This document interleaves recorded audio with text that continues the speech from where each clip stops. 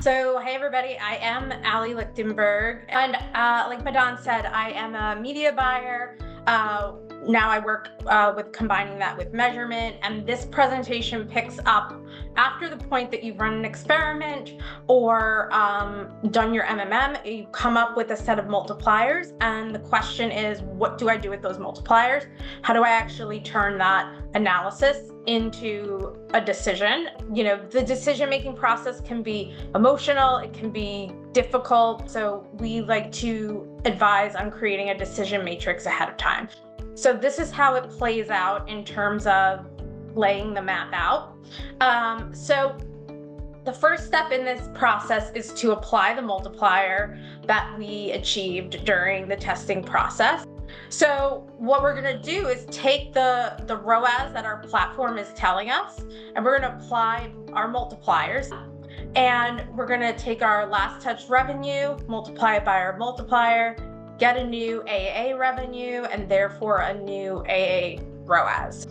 But in any case, we're going to compare our new ROASs to our goal and make a decision based off of these new results. When we get a scale decision, what are the ways in which we can actually put that decision into action? There's two main ways where you could determine how much to scale your campaign.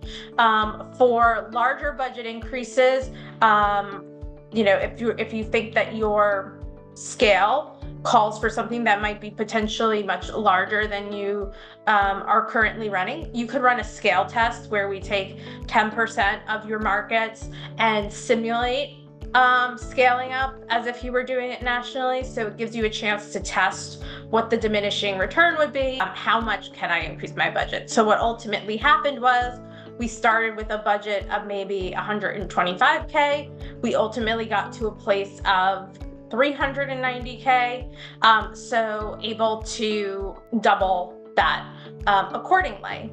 Now, our advanced attributed ROAS told us to stop at this 390K. If we did not have that value available to us, our last touch ROAS would have had us continuing out farther and farther on this campaign spend scale, and we would have invested 400K,